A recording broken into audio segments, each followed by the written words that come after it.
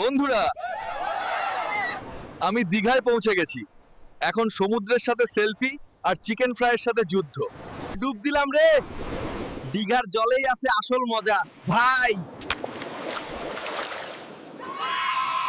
বন্ধুরা, এই নারকেল জলটা একেবারে ফ্রেশ আর এক চুমুকে শরীর ঠান্ডা।